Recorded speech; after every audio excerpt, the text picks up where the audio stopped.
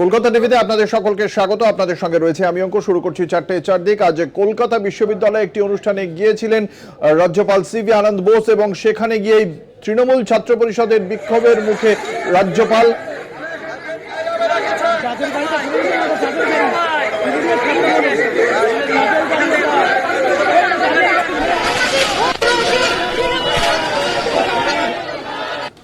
রাজ্যপালকে কালো পতাকা দেখানো হয় তৃণমূল ছাত্র পরিষদের পক্ষ থেকে। এই বিষয়ে বিশদে জানবো। আমাদের সঙ্গে রয়েছেন আমাদের প্রতিনিধি শুভঙ্কর মণ্ডল। শুভঙ্কর, ঠিক কি কারণে এই কালো পতাকা দেখানো হয় তৃণমূল ছাত্র পরিষদের পক্ষ থেকে?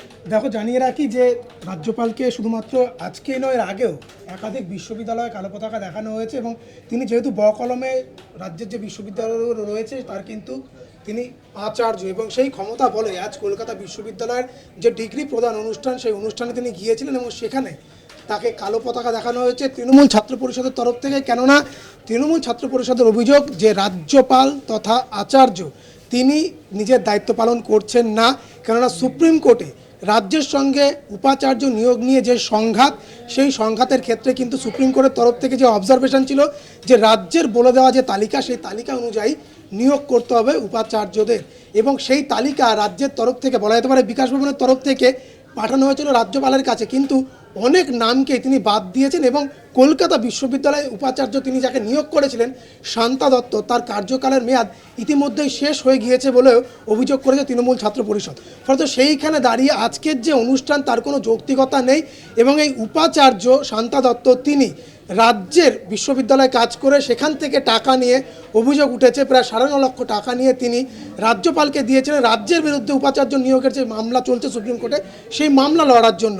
ফলত সমস্ত দিক থেকেই কিন্তু ষড়যন্ত্র বলছে তৃণমূল ছাত্র পরিষদ এবং সেই দিকে তাকেই আজ যখন রাজ্যপালের গাড়ি একেবারে কলকাতা বিশ্ববিদ্যালয়ের যে কলেজ স্ট্রিট ক্যাম্পাস তার সম্মুখে আসে, তখনই তৃণমূল ছাত্র পরিষদের তরফ থেকে তাকে ঘিরে বিক্ষোভ দেখানো, প্রথমে কলকাতা বিশ্ববিদ্যালয়ের উপাচার্য শান্তা দত্তকে ঘিরে বিক্ষোভ দেখানো হয় এবং তারপর তার কিছুক্ষণ পর যখন আচার্য তথা রাজ্যপাল সিভি আনন্দ বোস সেখানে যান, তাকে ঘিরেও বিক্ষোভ এবং সেখানে কালো পতাকা তাকে প্রদর্শন করা হয়।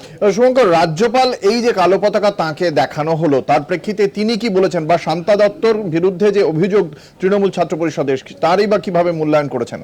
দেখো, তুমি জানিয়ে রাখি রাজ্যপাল কিন্তু এই বিষয়টিকে একেবারেই তিনি হালকাভাবে নিয়েছে বলা যেতে পারে। হালকাভাবে নিয়েছেন কেননা তিনি জানিয়েছেন যে কোনো মানুষের অভিযোগ জানানোর এবং সেই সঙ্গে প্রতিবাদের অধিকার রয়েছে এবং কালো পতাকা দেখানোকে তিনি স্বাগত জানান এবং রাজনৈতিক দলগুলো যখন কোনো রকম প্রতিবাদের নামে তারা নিজস্ব ভঙ্গিমায় তারা প্রতিবাদ জানান। ফলত এইখানে দাঁড়িয়ে স্বাভাবিকভাবে যখন তৃণমূল ছাত্র পরিষদের সদস্য তরফ থেকে এইভাবে বিক্ষোভ এবং কালো পতাকা দেখানো হচ্ছে, সেই বিষয়টিকে তো কিন্তু আমরা দেখেছি রাজ্যপাল তথা আচার্য তিনিও কিন্তু একইভাবে তিনি ব্যক্ত করেছেন এবং তিনি বলেছেন এই বিষয়টিকে তিনি স্বাগত জানান।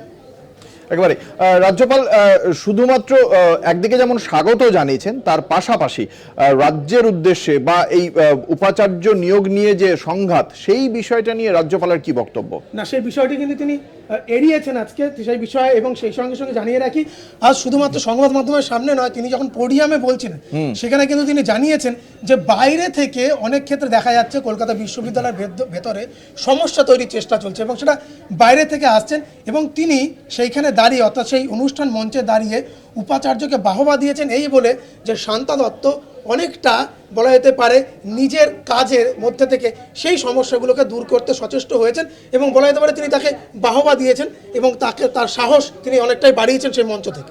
ধন্যবাদ শুভঙ্কর। আমাদের সঙ্গে ছিলেন আমাদের প্রতিনিধি শুভঙ্কর মণ্ডল। রাজ্যপাল সিভি আনন্দ বোস আজকে কি বক্তব্য রেখেছেন এই বিষয়ে আমরা শোনাবো দর্শকদের। Flag is welcome. That's a way of protesting. In democracy, anybody can protest. Let them protest. Political parties are a fact of democracy. They have a right to protest. They can choose which way they should protest. এ বিষয়ে আমরা কথা বলেছিলাম রাজনৈতিক মহলের সঙ্গে। কি বলেছেন তৃণমূল কংগ্রেসের মুখপাত্র জয়প্রকাশ মজুমদার, প্রদেশ কংগ্রেসের মুখপাত্র সৌম্য আইচরায়, সিপিএম কেন্দ্রীয় কমিটির সদস্য সুজন চক্রবর্তী এবং বিজেপি মুখপাত্র সজল ঘোষ, মাফ করবেন, সিপিএম এর এসএফআই নেতা সৃজন ভট্টাচার্য এবং বিজেপি মুখপাত্র সজল ঘোষ কি বলেছেন আমরা শোনাবো। দেখাতে তো পারি, কারণ গণতন্ত্রে প্রতিবাদ সবকিছুই আছে, কিন্তু একটা সাংবিধানিক পদে থাকা লোকের বিরুদ্ধে তো দেখানোর প্রয়োজন হয় না তিনি যদি সংবিধান মেনে চলেন।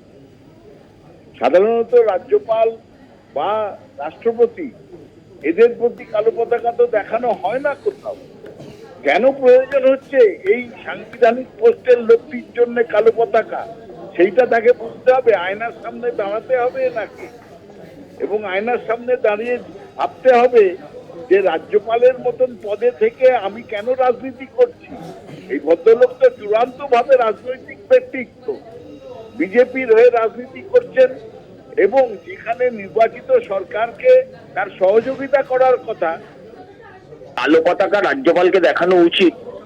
তার কারণটা হচ্ছে যে এখনো তিনি কেন রাষ্ট্রপতি সুপারিশ করছেন না এই কথাটা ভেবে এটার জন্য দেখানো উচিত কেন 356, 355 ধারা প্রয়োগের জন্য এখনো কেন্দ্রীয় সরকারকে তিনি জানাচ্ছেন না।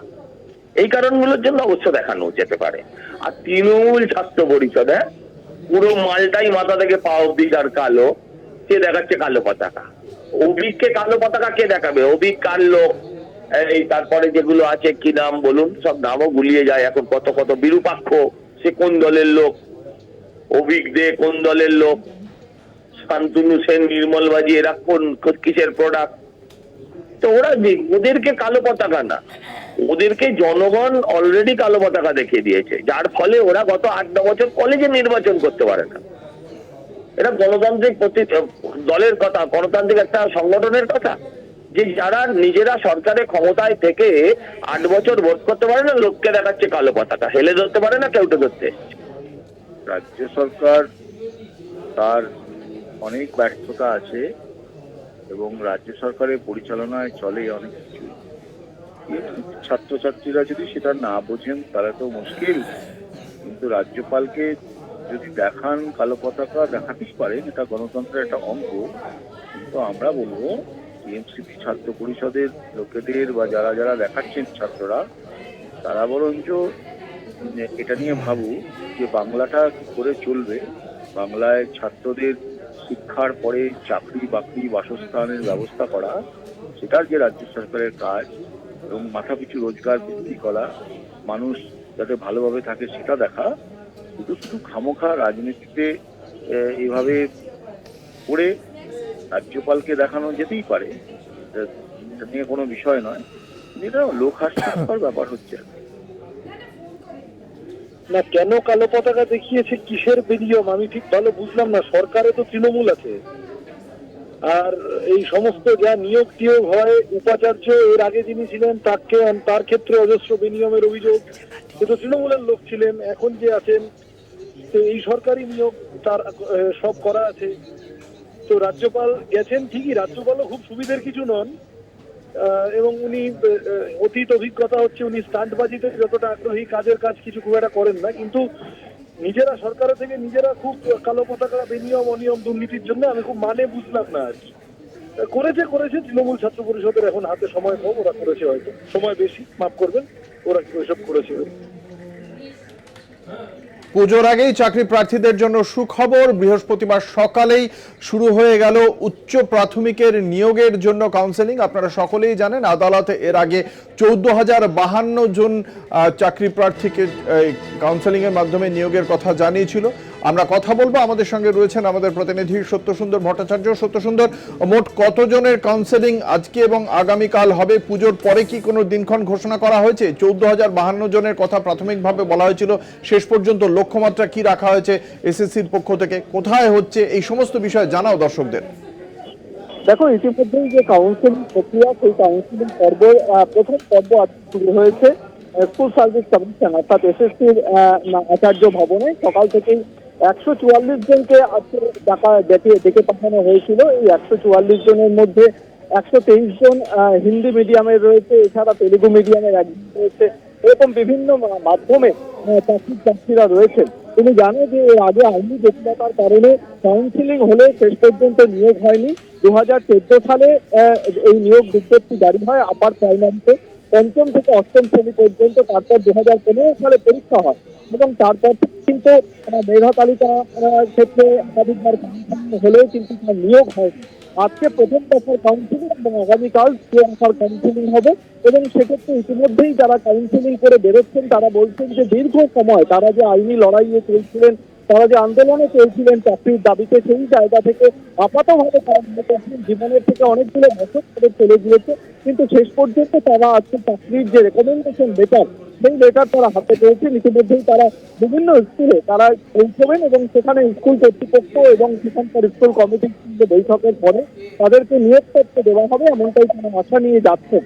ইতিমধ্যেই যেটা জানতে পারছি 144 জনের মধ্যে ইতিমধ্যেই প্রায় 80 জনের কাছাকাছি তারা কিন্তু ইতিমধ্যেই বেরিয়েছে তাদের এই কাউন্সিলিং পর্ব বা রেকমেন্ডেশন লেটার হাতে নিয়ে। তারা চাইছে দীর্ঘ সময় অতিবাহিত হলে শেষ পর্যন্ত তারা যে চাকরি পেয়েছে উৎসবের মৌসুমে বলা যেতে পারে তাদের কাছে একটা খুশির খবর এটা।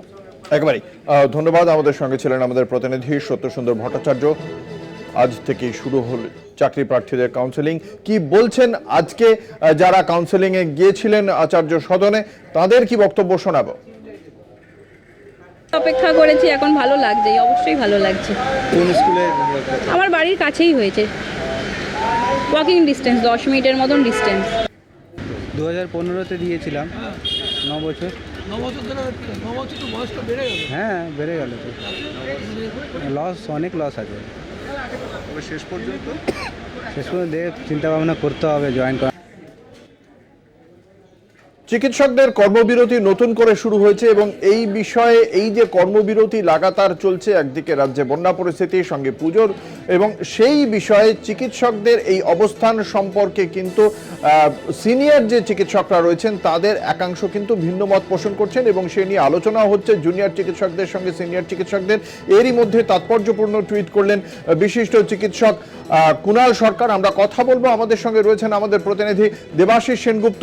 বিশিষ্ট চিকিৎসক কুণাল সরকার তিনি তার এক্স হ্যান্ডেলে ঠিক কি লিখেছেন, ঠিক কি বার্তা দিচ্ছেন জুনিয়র চিকিৎসকদের জন্য, কি মনে করা হচ্ছে? অঙ্কুর, দেখো, কুণাল সরকার যে পোস্টটি করেছে তার সোশ্যাল মিডিয়ায় গাড়িটা দ্রুত চলছে, সেখানে কিন্তু সেই 50-এর দশকের সেই কথা বলা হচ্ছে, সেই 50 বছরের পুরনো সেই স্টিয়ারিং আর ব্রেকটা কোথায় আছে আমাদের জানা আছে কিনা বলে একটা প্রশ্ন চিহ্ন। অর্থাৎ যথেষ্ট তাৎপর্যপূর্ণ কিন্তু এক্স হ্যান্ডেলে ডক্টর কুণাল সরকারের এই পোস্ট। কারণ ডক্টর কুণাল সরকার কিন্তু প্রথম থেকেই কিন্তু এই জুনিয়র চিকিৎসকদের যে আন্দোলন, সেই আন্দোলনের সঙ্গে ছিল, কিন্তু আন্দোলনের পরে ক্রমাগত কর্মবিরতি এবং তারপরে প্রত্যাহার, তারপর আবার নতুন করে এই কর্মবিরতি, সেটা কিন্তু অনেক সিনিয়র ডাক্তার তারাই কিন্তু ভালো চোখে নিচ্ছে না। কেবল তাই নয়, যারা এই প্রতিবাদে সামিল হয়েছে তাদেরও কিন্তু একটা বড় অংশ এই চিকিৎসকদের, জুনিয়র চিকিৎসকদের কর্মবিরতি নিয়ে কিন্তু তারা মুখ খুলছে। আমরা দেখেছি এর আগে কয়েকদিন আগে পথে নেমেছিলেন তৃণমূল কংগ্রেসের প্রাক্তন রাজ্যসভার সাংসদ জহর সরকার, তিনি পথে নেমেছিলেন প্রতিবাদে। দেবাশিস, ধন্যবাদ। আমাদের সঙ্গে ছিলেন আমাদের প্রতিনিধি দেবাশিস সেনগুপ্ত। আপনারা দেখতে পাচ্ছেন এই মুহূর্তে পুজো উদ্বোধনে রাজ্যের মুখ্যমন্ত্রী মমতা বন্দ্যোপাধ্যায়। 25-এর পল্লীতে এই মুহূর্তে মুখ্যমন্ত্রী।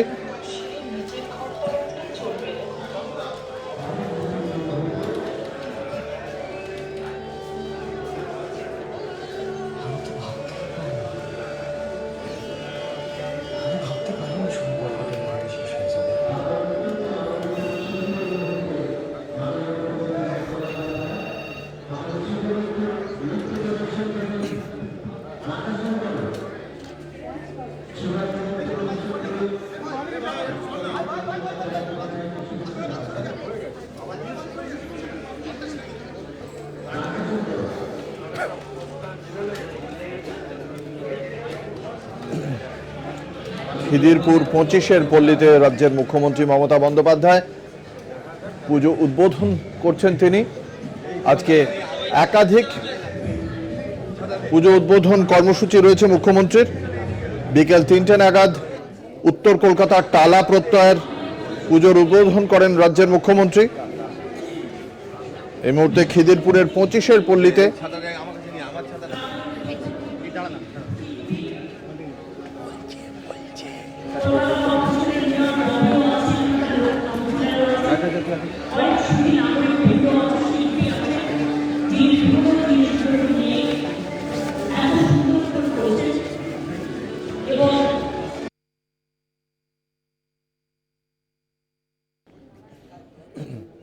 আপনারা শুনলেন মুখ্যমন্ত্রীর বক্তব্য। এই মুহূর্তে খিদিরপুর 25 পল্লীতে মুখ্যমন্ত্রী মমতা বন্দ্যোপাধ্যায় এর আগে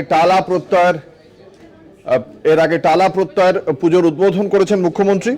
আজকে অনেকগুলি পুজোরই উদ্বোধন করার কথা রয়েছে। এরপর খিদিরপুরের 74 পল্লী, চেতনা কোলাহল, বেহালার নতুন দল, বরিশা, অজেয় সংহতি, 41 পল্লী, বোসপুকুর তালবাগান, বোসপুকুর শীতলা মন্দির, গড়িয়াহাট 21 পল্লী, আদি বালিগঞ্জ, হিন্দুস্তান ক্লাব এবং কালীঘাট মিলন সংঘের পুজোর উদ্বোধন করার কথা রয়েছে রাজ্যের মুখ্যমন্ত্রী মমতা বন্দ্যোপাধ্যায়।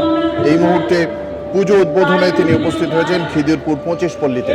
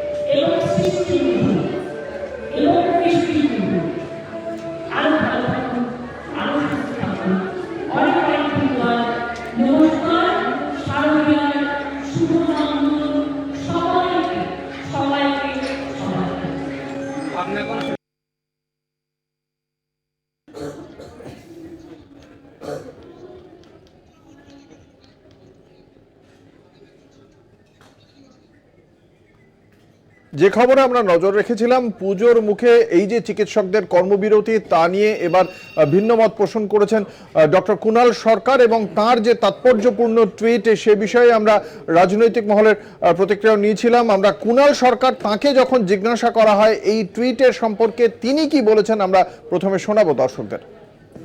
একটা খুব অসম্মানজনক মন্তব্য একজন ওই সরকার পক্ষের উকিল দ্বিবেদী বাবু করেছিলেন, যেটা হয়তো জুনিয়র ডাক্তারদের নিশ্চয়ই পেশা ভালো লাগেনি, কিন্তু তার প্রতিবাদ স্বরূপ বা তার রিয়াকশন স্বরূপ যে আমরা এইরকম সময় আবার সম্পূর্ণ কর্মবিরতিতে ফিরে যাব, এই জিনিসটাকে আমার খুব একটা যুক্তিযুক্ত বা মানবিক যাই বলুন না কেন, যে সেখানে আমার মনে হলো না যে তারা এখনো অবধি যে সিনসিয়ারিটি এবং যে এমপ্যাথি নিয়ে মুভমেন্টটা চালিয়ে এসেছিলেন, এটা ঠিক যেন তার সঙ্গে খাপ খেল না।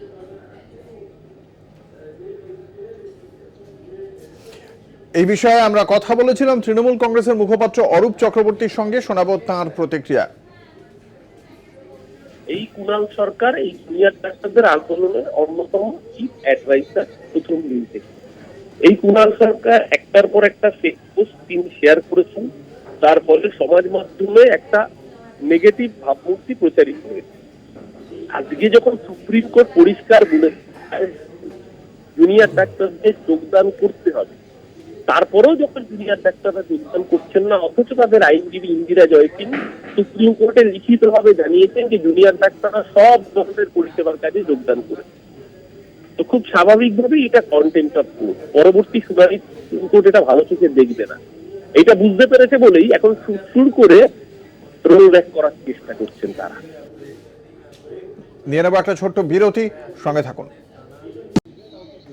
পুজোর আগে রাজ্যে দ্রব্যমূল্য বৃদ্ধিতে নিয়ন্ত্রণের চিন্তাভাবনা রাজ্য প্রশাসনের। এ বিষয়ে মুখ্যমন্ত্রীর নির্দেশে একটি বিশেষ বৈঠক ডেকেছেন রাজ্যের মুখ্য সচিব, এবং মুখ্য সচিবের সঙ্গে এই বৈঠকে থাকবেন সমস্ত জেলার জেলাশাসক, টাস্ক ফোর্সের সদস্যরা থাকবেন, এবং কিভাবে দ্রব্যমূল্য যেভাবে বৃদ্ধি পেয়েছে তা কিভাবে নিয়ন্ত্রণ করা যায়, তার জন্য যোগান যেটা রয়েছে সেই যোগানকে স্বাভাবিক রাখতে কি কি পদক্ষেপ প্রয়োজন তা নিয়েই বৈঠক হবে। এবং সেই বৈঠকে উপস্থিত থাকবেন সমস্ত জেলার জেলাশাসক, টাস্ক ফোর্সের সদস্যরা। এমনকি বৈঠকও করা হবে ব্যবসায়ী সংগঠনগুলির সঙ্গে, ঠিক কোন পদ্ধতিতে এই যোগান স্বাভাবিক করা হবে এবং ব্যবসায়ী সংগঠনগুলিকে কি নির্দেশ দেওয়া হবে রাজ্য প্রশাসনের পক্ষ থেকে, সেদিকেই তা নিয়ে এই মুহূর্তে চলছে জল্পনা। রাজ্যের মুখ্য সচিব এই বিষয়ে কথা বলবেন, একই সঙ্গে জেলা প্রশাসনগুলির কাছ থেকে জেলার বাজারগুলির কি পরিস্থিতি, সেখানে যোগান কতটা রয়েছে তার সম্পূর্ণ রিপোর্টও চাওয়া হবে।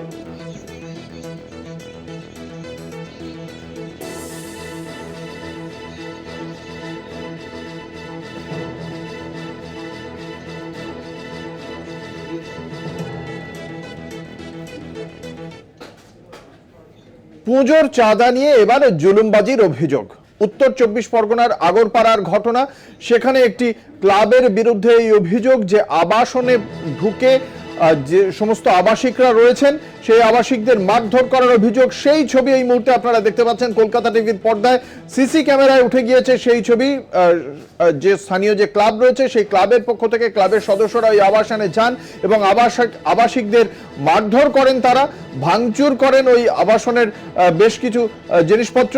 এবং উত্তর 24 পরগনার আগরপাড়া এই ঘটনার পরেই আবাসিকদের পক্ষ থেকে একটি অভিযোগও দায়ের করা হয়েছে বলে জানতে পারা যাচ্ছে। গোটা ঘটনায় ওই স্থানীয় ক্লাবের বিরুদ্ধে অভিযোগ দায়ের করা হয়েছে। কথা বলবো, আমাদের সঙ্গে রয়েছেন আমাদের প্রতিনিধি জয়ন্ত মজুমদার। জয়ন্ত, এই যে অভিযোগ করছেন আবাসিকরা, তার প্রেক্ষিতে ওই ক্লাবের সংশ্লিষ্ট সদস্যদের বিরুদ্ধে কি পদক্ষেপ করেছে স্থানীয় থানা? দেখো, এই যেমনটা আবাসনের আবাসিকরা তারা কিন্তু মন্তব্য করেছেন ক্লাবের বিরুদ্ধে, তার পাশাপাশি ক্লাবটি কিন্তু পাল্টা যখন জিজ্ঞাসা করি তার পরিপ্রেক্ষিতে পরিষ্কারভাবে জানিয়ে দেওয়া হয়েছে যে ওই যে আমাদের সঙ্গে থাকো। এই মুহূর্তে আমরা সরাসরি চলে যাব, এই মুহূর্তে পুজো উদ্বোধনে রয়েছেন রাজ্যের মুখ্যমন্ত্রী মমতা বন্দ্যোপাধ্যায়। 74 পল্লী, খিদিরপুরের 74 পল্লীতে রয়েছেন রাজ্যের মুখ্যমন্ত্রী মমতা বন্দ্যোপাধ্যায়। এর আগে টালা প্রত্যয় 25 পল্লীর পর এবার খিদিরপুরের 74 পল্লীতে চলে এসেছেন মুখ্যমন্ত্রী। আজকে বেশ কয়েকটি পুজো উদ্বোধনের কর্মসূচি রয়েছে রাজ্যের মুখ্যমন্ত্রী। ছাতা মাথায় দিয়েই বেরিয়ে পড়েছেন পুজো উদ্বোধনে। মহালয়ার ঠিক আগের দিন উৎসবের সূচনা করেছিলেন মুখ্যমন্ত্রী। শ্রীভূমিতে বিধায়ক সুজিত বসুর যে পুজো রয়েছে, শ্রীভূমি পুজোর উদ্বোধনের মাধ্যমে উৎসবের সূচনা করেছিলেন মুখ্যমন্ত্রী। এবং আজকে, তারপর কালকেও আমরা দেখেছি তাকে, একই সঙ্গে আজকেও একগুচ্ছ পুজো উদ্বোধনের কথা রয়েছে মুখ্যমন্ত্রী মমতা বন্দ্যোপাধ্যায়।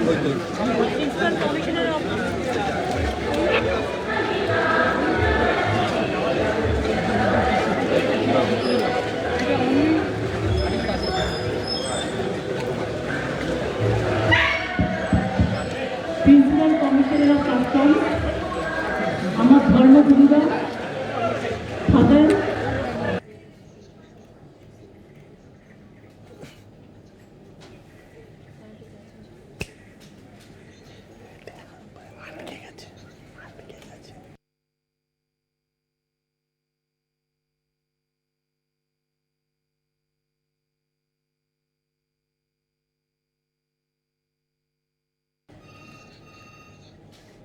আপনারা দেখতে পাচ্ছেন সেই ছবি, খিদিরপুরের 74 পল্লীতে মুখ্যমন্ত্রী Mamata Bandyopadhyay.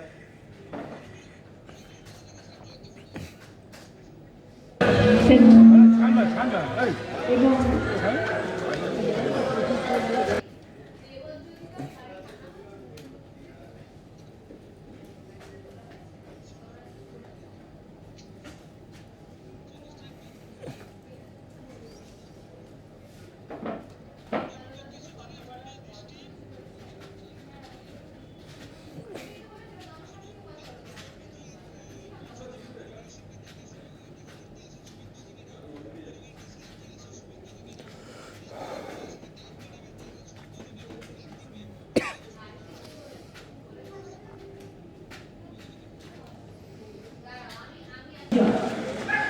team is also excellent and it is superb.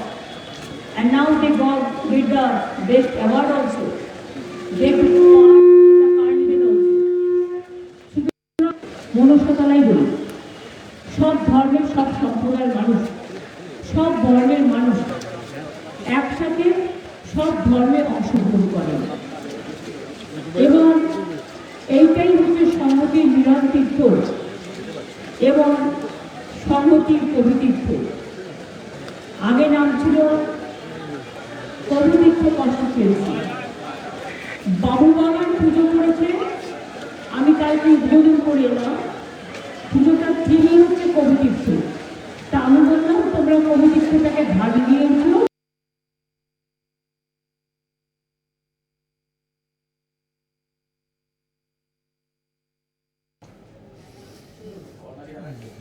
উত্তর 24 পরগনার মধ্যম গ্রামে তৃণমূল কংগ্রেসের গোষ্ঠীদ্বন্দ্ব এবং সেই গোষ্ঠীদ্বন্দ্বকে কেন্দ্র করে উত্তেজনা ছড়ালো। যে সমস্ত অটো চালকরা রয়েছেন মধ্যমগ্রাম, সেই অটো চালকদের বিক্ষোভ।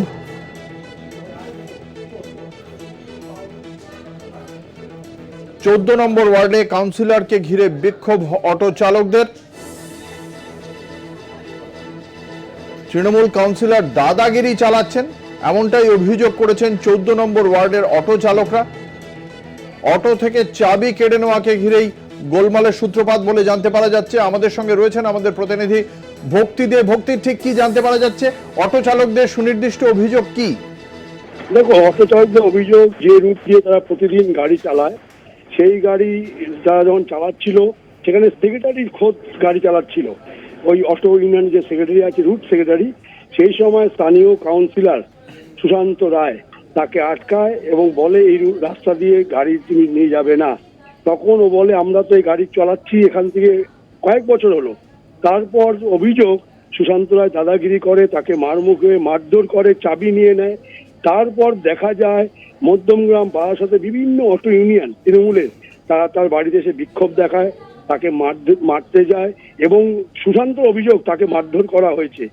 এখনো পর্যন্ত কোনো থানায় কোনো অভিযোগ হয়নি, কিন্তু সকাল থেকে আমরা দেখতে পেয়েছি 14 নম্বর ওয়ার্ডে কিন্তু সুশান্ত রায়ের কি বক্তব্য? তিনি কেন ওই রাস্তা দিয়ে অটো চালাতে কেন নিষেধ করেছিলেন? সুশান্ত রায়ের কি বক্তব্য? সুশান্ত রায়ের বক্তব্য, ওই রাস্তাটা দিয়ে খারাপ রাস্তা হয়ে গেছে, তাই সব কটা অটো টোটোকে আমরা বলেছি রাস্তা চেঞ্জ করতে, একই রাস্তায় টোটো অটো যাবে না। কিন্তু তাদের অভিযোগ সুশান্ত নতুন একটা রুট চালু করবে, সেই অভিযোগ টাকা নিয়ে তিনি রুট চালু করবেন, সেই পরিকল্পনা তাদেরকে বাধা দিয়েছেন যে নতুন রুটে যদি তারা যায়। সেই ক্ষেত্রে কিন্তু বলা যেতে পারে আজকের ঘটনায় যে অটো চালকদের অভিযোগ, তারা সুশান্ত রায়ের বিরুদ্ধে মানে বলা যেতে পারে একটা অটো রুট দিয়ে যে অটো যে রাস্তা দিয়ে যায়, ভক্তি, যে অটো যে রাস্তা দিয়ে যায় সেখানে পুলিশ বাধা দিতে পারে, কাউন্সিলর কেন বাধা দিচ্ছেন এবং এ বিষয়ে পুলিশেরই বা কি ভূমিকা? ট্রাফিক পুলিশ কোথায়, তাদের কি বক্তব্য? এটা কিন্তু পকেট রুট বলা হয়, এটা রাস্তা মেন রাস্তা যশোর থেকে 14 নম্বর ওয়ার্ডটা কিন্তু বলা যেতে পারে কোড়ার দিকে, সেটা কিন্তু গ্রাম অঞ্চল, অর্থাৎ শহর থেকে গ্রামে যে যারা যাত্রীরা আছে প্রতিদিন তারা কিন্তু যায়। সেই কারণে সেই রাস্তা দিয়ে পুলিশেরও বক্তব্য, এই কথা পুলিশের কানে যাওয়ার পর পুলিশও ঘটনাস্থলে এসেছিল। তাদের বক্তব্য অটো ইউনিয়ন যেভাবে গাড়ি চালাচ্ছে এবং সেই ইউনিয়ন যেভাবে মানে আরটিও যে রুট তৈরি করে দিয়েছে সেই রুটে যাবে, নতুন করে যদি ভাবতে হয় সেটা কিন্তু বৈঠক করে ভাবতে হবে। সেক্ষেত্রে সুশান্ত রায় যে অভিযোগ, সেই অভিযোগ খণ্ডন করেছে পুলিশও। এখন দেখার বিষয় আগামী দিনে কি হয়, কেননা সুশান্ত রায় কিন্তু আজকে এক প্রকার দাদাগিরি করেছে প্রতিটি অটো যারা অটো। উত্তর 24 পরগনা জেলা তৃণমূল নেতৃত্বের কি বক্তব্য সুশান্ত রায়ের বক্তব্যের প্রেক্ষিতে? ভক্তি, উত্তর 24 পরগনা জেলা তৃণমূল নেতৃত্বের কি বক্তব্য? দেখো, তাদের সাথে কথা হয়েছে, তারা বলেছে বিষয়টা শুনেছে। আইএনটিসির নেতা আছে তাপস দাশগুপ্ত, তিনি বলেছেন বিষয়টি নিয়ে তিনি দেখছেন এবং আগামী দিনে এদের নিয়ে বসবেন। সুশান্ত রায় যে এক প্রকার দাদাগিরি করেছে সেটাও তিনি মেনে নিয়েছেন যে ওদেরকে মারধর করাটা ভুল হয়েছে। সুশান্ত যদি মারধর না করতো কিন্তু এটা কিন্তু বলা যেতে পারে যে মীমাংসার পথ ছিল। যেহেতু অটো চালকরা এখনো কিন্তু বলা যেতে পারে তারা কিন্তু মানে উত্তালের ঘটনায় কিন্তু তারা কিন্তু অস্থির ভাষা প্রয়োগ করেছে, এই নিয়ে একটা বিশাল ঘটনা। তুমি পরিস্থিতির উপর নজর রাখো। ধন্যবাদ। আমাদের সঙ্গে ছিলেন আমাদের প্রতিনিধি ভক্তি দে। নিয়ে নেব একটা ছোট বিরতি। এই মুহূর্তের অন্যতম গুরুত্বপূর্ণ খবর, এক ছাত্রের মৃত্যুর কারণে প্রধান শিক্ষককে গ্রেপ্তার করা হলো। বর্ধমানের কাটোয়ার ঘটনা, বিস্তারিত জানবো ঘটনাটি সম্পর্কে। আপনাদের জানিয়ে রাখি, পঞ্চম শ্রেণীর ছাত্র, তার মৃত্যুতে গ্রেপ্তার করা হলো প্রধান শিক্ষককে। পরিবারের অভিযোগের ভিত্তিতেই এই গ্রেপ্তারি হয়েছে বলে জানতে পারা যাচ্ছে। বর্ধমানের কাটোয়ার ঘটনা।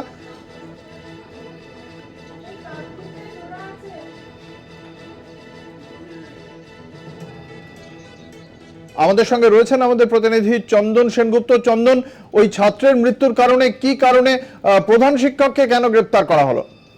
প্রধান শিক্ষককে গ্রেপ্তার করা হলো এই কারণেই যে অভিভাবকদের দাবি হচ্ছে যখন ওই ছাত্রটিকে ওই সাপে কামড়েছিল, তারপরে ছাত্রটি যখন এসে স্কুলের যে শিক্ষকরা আছে তাদেরকে যখন বলে, তখন তারা শুধুমাত্র ডেটল এবং বরফ লাগিয়ে তাকে ছেড়ে দেয় এবং তাকে বাড়ি পর্যন্ত পাঠায়নি এবং বাড়ির লোককে খবর দেয়নি যে ছাত্রটিকে কোনো এক পোকায় হোক সাপে হোক কামড়েছে। এই যে গাফিলতি স্কুল শিক্ষকদের বিরুদ্ধে, তার দাবিতেই কিন্তু আজকে বিক্ষোভ, এবং সেই বিক্ষোভের যেটা মূল বক্তব্য ছিল প্রধান শিক্ষকের এই গাফিলতির জন্যই ছাত্রের মৃত্যু ঘটেছে। সেই কারণেই কিন্তু উত্তেজিত জনতাকে থামাতে এবং অভিভাবকদের স্মারকলিপি আইসি সাহেবকে দেওয়ার কারণেই কিন্তু আজকে গ্রেপ্তার করা হয়েছে প্রধান শিক্ষককে। অঙ্কুর, ধন্যবাদ। আমাদের সঙ্গে ছিলেন আমাদের প্রতিনিধি চন্দন সেনগুপ্ত। আপনাদের জানিয়ে রাখি, এক ছাত্রকে সাপে কামড়েছিল, সেই ছাত্র তার স্কুলের শিক্ষকদের জানালেও তাকে শুধুমাত্র ডেটল দিয়ে বাড়ি পাঠিয়ে দেওয়া হয় এবং সেই গাফিলতির কারণে মৃত্যু হয়েছে ছাত্রের। এই অভিযোগে গ্রেপ্তার করা হলো স্কুলের প্রধান শিক্ষককে।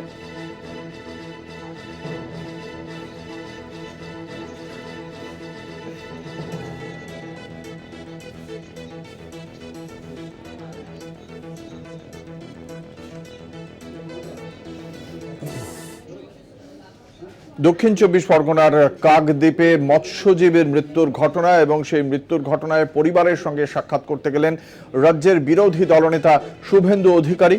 পরিবারের পাশে দাঁড়ানোর কথা বলেছেন তিনি। সহানুভূতির সঙ্গে তিনি জানিয়েছেন এই পরিবারের পাশে থাকবেন আগামী দিনে। রাজ্যের বিরোধী দলনেতা শুভেন্দু অধিকারী জানিয়েছেন কাকদ্বীপে যে মৎস্যজীবীর যে মৃত্যু হয়েছে তার পরিবারের তার যে সন্তানরা রয়েছে তাদের পড়াশোনার ক্ষেত্রেও সহযোগিতার প্রস্তাব দিয়ে আশ্বাস দিয়েছেন শুভেন্দু অধিকারী।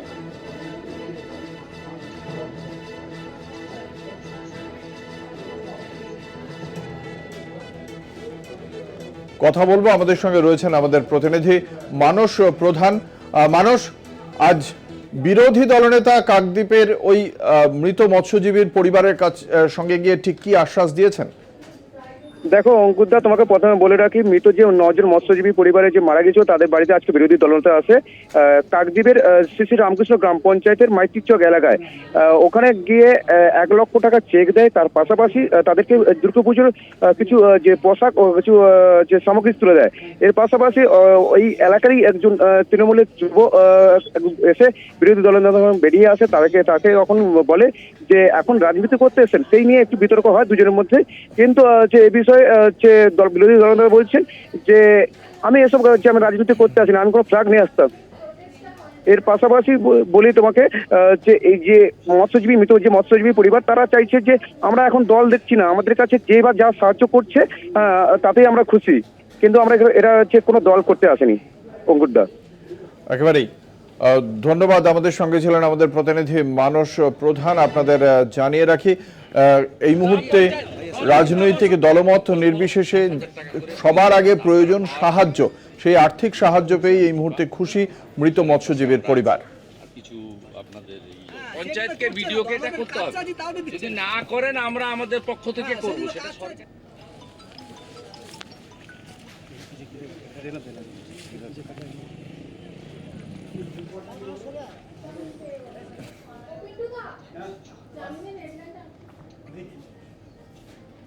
এই মুহূর্তে অন্যতম গুরুত্বপূর্ণ খবর, নদিয়ার চূর্ণী নদীতে যে ফেরি চলাচল হতো সেই ফেরি চলাচল বন্ধ হয়ে গিয়েছে বলে জানতে পারা যাচ্ছে। জল যথেষ্ট বেড়ে গিয়েছে এবং সেই কারণে এর ফলে বিপদ হতে পারে, এই আশঙ্কার কথা মাথায় রেখে আপাতত ফেরি চলাচল বন্ধ করা হয়েছে। চূর্ণী নদীর ফেরিঘাট বন্ধ করে দেওয়া হয়েছে। নদিয়ার কৃষ্ণগঞ্জের চূর্ণী নদীতে জলস্তর যথেষ্ট বেড়েছে। দুর্ঘটনার এড়াতেই আজ সেই কারণে এই সিদ্ধান্ত নেওয়া হলো রাজ্য প্রশাসনের পক্ষ থেকে। এই মুহূর্তে পুজো উদ্বোধনে রাজ্যের মুখ্যমন্ত্রী মমতা বন্দ্যোপাধ্যায়।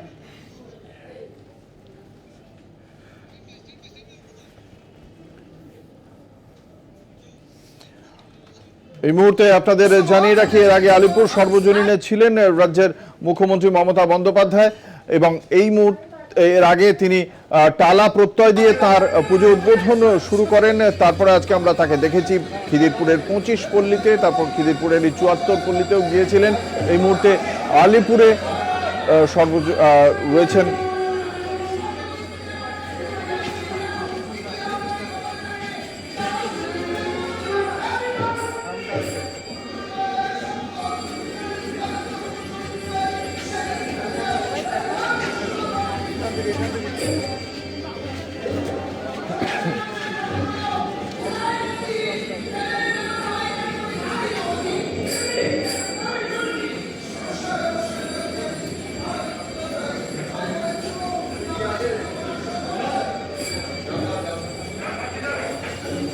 আলিপুর সর্বজনীনে এই মুহূর্তে মুখ্যমন্ত্রী মমতা বন্দ্যোপাধ্যায়।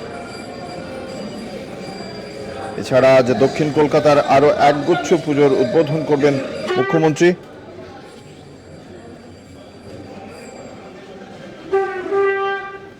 এখনো প্রায় 1 ডজন পুজোর উদ্বোধন করার কথা রয়েছে রাজ্যের মুখ্যমন্ত্রী মমতা বন্দ্যোপাধ্যায়।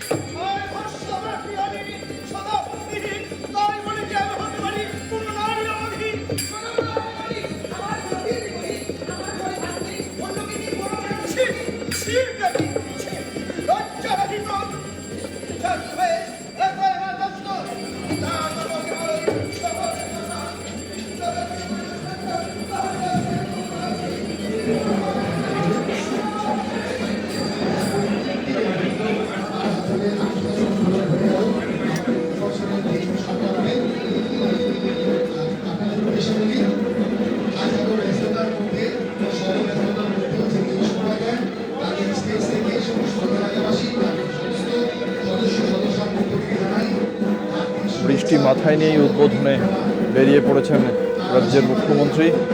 শহর কলকাতা জুড়ে বহু পুজোর উদ্বোধন করছেন, বিবিধ থিম এবং মুখ্যমন্ত্রীর উদ্বোধনের সঙ্গে সঙ্গেই সাধারণের জন্য খুলে দেওয়া হচ্ছে মণ্ডপ।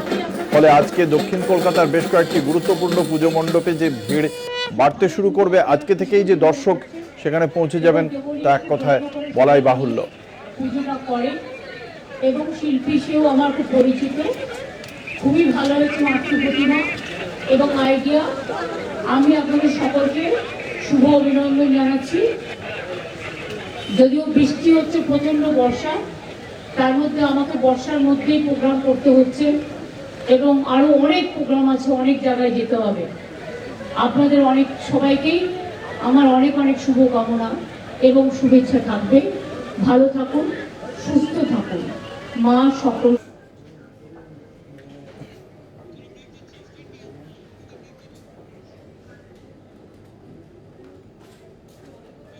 নিয়ে নেব একটা ছোট্ট বিরতি, সঙ্গে থাকুন। কৃষ্ণনগর রাজবাড়িতে শুরু হলো দুর্গাপুজো। প্রত্যেক বছরের মতো নিয়ম রীতি মেনে যাগ যজ্ঞের মাধ্যমেই শুরু হয়েছে দুর্গাপুজো। তবে সময়ের সঙ্গে সঙ্গে পরিবর্তন হয়েছে কিছু নিয়মের, এমনটাই জানিয়েছেন কৃষ্ণনগরের রাজবাড়ির রাজমাতা। কৃষ্ণনগরের রাজবাড়ির পুজো। প্রাচীনকাল থেকেই কৃষ্ণনগরে মহারাজা কৃষ্ণচন্দ্রের রাজবাড়িতে দেবী দুর্গা মহামায়া রূপে পূজিত হয়ে আসছেন। শাক্তমতে প্রাচীন ধর্মীয় রীতিনীতিকে বজায় রেখে হোমযজ্ঞের মধ্যে দিয়ে শুভ সূচনা হল নদিয়া রাজবাড়ির পুজো। সপ্তমীতে 7টি ভাজা দিয়ে মায়ের সামনে ভোগ দেওয়া হয়। ঠিক সেই রকম অষ্টমীতেও 8 রকম ভাজা দিয়ে মাকে পুজো করা হয়। নবমীতে পান্তা ভাত ও বিভিন্ন মাছের ভোগ দেওয়া হয়। যদিও সময়ের সঙ্গে সঙ্গে কিছু নিয়মের পরিবর্তন করা হয়েছে বলে জানান রাজমাতা অমৃতা রায়। আজকে আমাদের হোম চলছে, এই কিছুক্ষণের মধ্যেই জ্বলবে আগমনী হোম, যেটা নবমী অবধি চলবে এবং নবমীতে গিয়ে বাড়ির যিনি কর্তা বড় তিনি নির্মাণ করবেন। এই যে এতদিন 9 দিন হোমটা জ্বলবে সেটা কিন্তু আমাদের ফ্যামিলি তো নিশ্চয়ই, কিন্তু আমরা এক্সটেন্ডেড ফ্যামিলি, এন্টায়ার ফ্যামিলি মানে নদিয়াবাসীর কল্যাণে, মানুষের কল্যাণে কিন্তু এই হোমটা চলবে এবং প্রতিদিন এখানে ভোগ পড়বে, আহুতি পড়বে এবং আমরা ওইভাবে হোম করি না, যে রীতিতে হোম হতো সেইভাবেই হয়। বেলকাটেই হোম হয়, ঘিতেই হোম হয় এবং লোকও থাকে। এই মুহূর্তে মুখ্যমন্ত্রী মমতা বন্দ্যোপাধ্যায় পুজোর উদ্বোধনে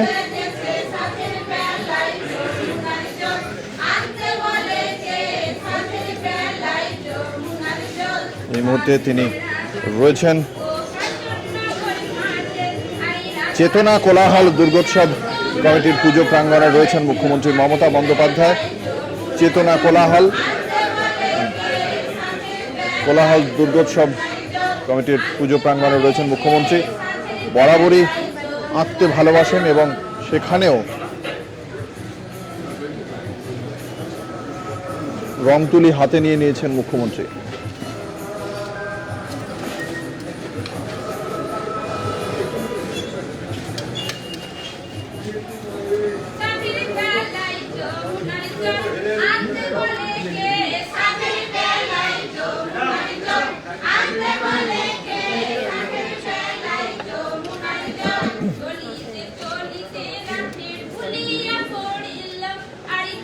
এইটা